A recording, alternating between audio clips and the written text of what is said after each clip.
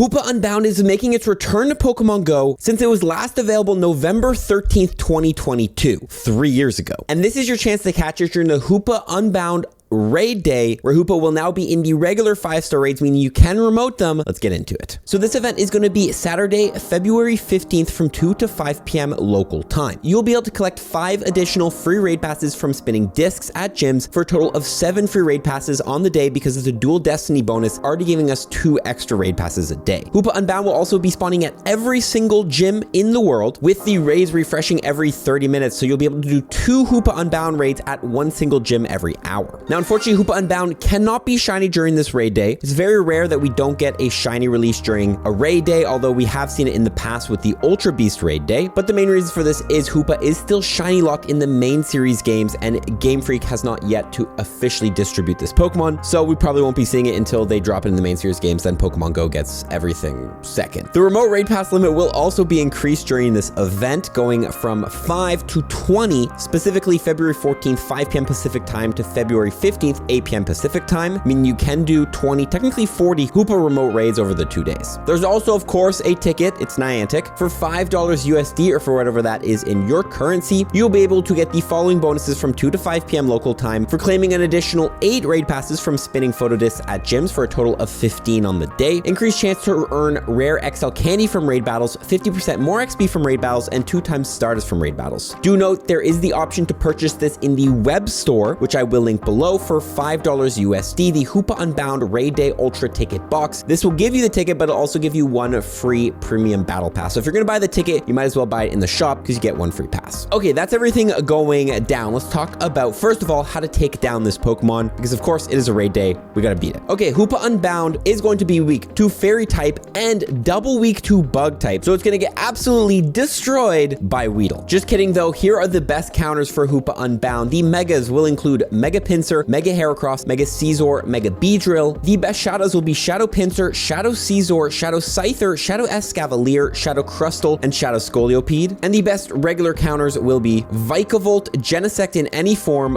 Volcarona, Pinsir, Caesar, Pheromosa, Golisopod, Scyther, Durant, and Yanmega. So yeah, bring your bug types. The 100% IVs non-weather boosted is 2289, and weather boosted in foggy and windy weather will be 2862. Now you can easily, comfortably duo Hoopa with bug types that are level 40 or level 50, but if you use party play, you can take this down even easier. Overall, it is not a very hard Pokemon to take down as long as you're using bug types. But the question is, do you want to take this thing down? Is it worth it? Well, Hoopa Unbound is a Psychic and Dark type Pokemon with an attack of 311, stamina of 173, and defense of 191, with the max CP at level 50 of 4,530. It actually currently has the 6th highest attack stat, not including Megas and Primal Pokemon in Pokemon Go, so a very, very high attack stat. As a Psychic attacker, Hoopa Unbound is ranked number 8 with Confusion and Psychic. However, it will drop in the future with the release of Calyrex, Shadow Rider, and Mega Mewtwo Y. Whilst it doesn't learn a Dark type fast move, it does get access to Astonish. Astonish and Dark Pulse or Shadow Ball are decent movesets to run on Hoopa Unbound as more of a Dark type or anti-Psychic type attacker. Funny enough, Hoopa Unbound is actually the ranked 13 Ghost type attacker in Pokemon Go, just 1 slot below its confined form, which we will talk about later on with Astonish and Shadow Ball. The main reason you want Hoopa Unbound for raids though is actually its type combination, making it a very good anti-Psychic Pokemon. With its type combination, it's actually 4 times resist this Psychic type, meaning it can be very, very bulky, especially against those Pokemon like Lunala, Dawnwing's Necrozma, potentially Calyrex Shadow Rider in the future, as it is very, very defensive and does a good amount of damage. In the Master League, Hoopa Unbound is also ranked 81, which is not a bad ranking at all. If you do end up changing your Hoopa Unbounds into Confines, how good is it? Well, it is a Psychic and Ghost type Pokemon. It's going to have a attack of 261, stamina of 173, and defense of 187, with a max CP level 50 of 3,797. As a Ghost type attacker, it's actually ranked number 12 with Astonish and Shadow Ball, and as a Psychic attacker, ranked number 20 with Confusion and Psychic. Whilst it's not an amazing Psychic type attacker, it does have the bonus of being a 3 times resistance to fighting types, making it very, very good defensively against those fighting bosses. But again, we all know Mewtwo is a thing. So overall though, are these Pokemon actually worth it? What are my opinions? Do at least one of these raids, you want to get it for the dex. However, other than that, the only only reason to raid Hoopa is for its future potential. Hoopa does have a signature move depending on what form it's in which if it's the Hoopa Confined form, its signature move is Hyperspace Hole, which is a Psychic type move, and that move is changed to Hyperspace Fury, a Dark type move in the Unbound form. These moves could come to Pokemon Go in the future, making these bosses a lot better, but that is a gamble you have to take whether you want to prepare for that or not. We are also getting Pokemon Legend ZA, which is a Pokemon game based on the Kalos region. Hoopa is from the Kalos region, so we could see some sort of new Hoopa form being dropped into Pokemon universe or some sort of new move, whatever. There is potential for that in case you want to prepare, but really the only reason to raid this stuff is in terms of preparation. If you don't care to prepare, the better choice would probably be to just wait until the shiny form of Hoopa comes to Pokemon Go, and that's when you will grind for it, because of course you cannot get the shiny in this raid day. Now there are other reasons why you want to play this event: candy, XP, and plenty of other grinding opportunities. Let me cover those. First of all, to grind candy efficiently during this event and get a lot of Hoopa candies. Since Hoopa is a mythical, you will get 3 regular candies and 3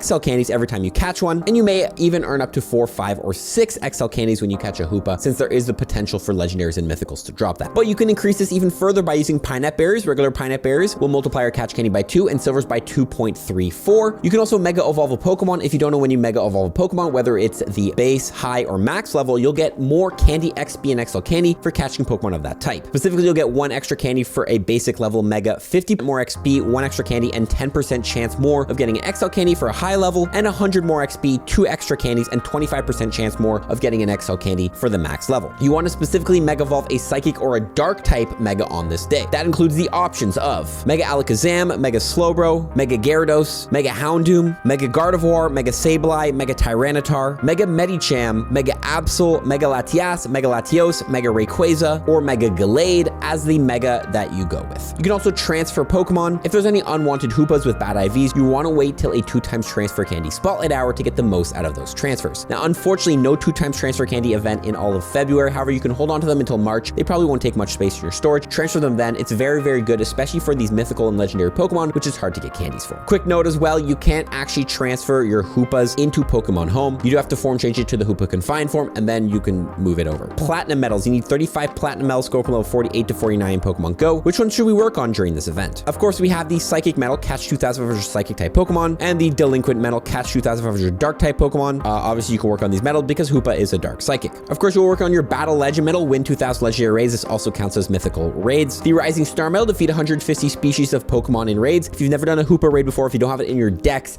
do one to get a point towards this medal. We have the Raid Expert, make the Raid Battle Trainer achievement screen 500 times. You'll probably be on that screen a bunch if you're doing a bunch of raids during this event. And the Rising Star Duo, win 2,000 raids with a friend. If there is a friend you have that you raid a lot with, this is your chance to do some more raids with them to work on this medal. But that's not all. There's other tips that you want to take advantage of during this event that don't fit into a category. First of all, the Catch Assist Buddy. If you're doing the Hoopa raids and you end up missing a ball, having a buddy that's at least a great buddy level will sometimes bounce that ball back, giving you an extra chance if you end up, missing the throw. You can also do the setting the circle trick. If you don't know, you can hold on to a Pokeball to set the circle, and once you let go, that circle is set to that size. Then once Hoopa Unbound attacks you, you can go ahead and throw that ball just before his attack animation hits, and there's a very low chance that Hoopa Unbound will do 2 attacks in a row, pretty much guaranteeing that you hit the ball. This is what the top players use to catch as many legendary Pokemon very, very easy in Pokemon Go. Definitely use the setting the circle trick. Also remember to download all assets in the advanced section of your settings. This will download all assets to your phone, so your gameplay is pulling them off the phone, not the internet, making your gameplay experience much quicker. And also remember to turn on native refresh rate, allowing you to use your native phone refresh rate, making your gameplay experience a lot smoother. Now, a top tip for free-to-play players is to save a raid pass from the day before. Since this event is on a Saturday, the Friday before, don't end up doing a raid. Hold on to that orange raid pass, and you can carry it over into Hoopa Unbound raid day, giving you a total of 8 free Hoopa Unbound raids. Also, use Lucky Eggs to farm XP. Whether you buy the ticket that gets you 50% more XP or not, you're going to be getting 10,000 XP per raid you do. If you use a Lucky Egg, that's 20,000 XP. You can be looking at 30,000 XP with that ticket. If you're grinding to level 40 or 50 or whatever, putting on a Lucky Egg and then using it during these raid days is essential. Now, if you don't actually have a lot of Lucky Eggs or you want to get more efficiency out of your Lucky Eggs, there is a secret trick using party play to get more out of your Lucky Eggs. First, you want to party up with 4 of your friends, and then somebody in that party is going to go ahead and use a Lucky Egg, or you can even use a star piece and you can share it with members of that party. Instead of using 1 Lucky Egg for yourself where you get 30 minutes, everybody in the party will get 15 minutes, giving you a total of 1 hour of Lucky Egg versus the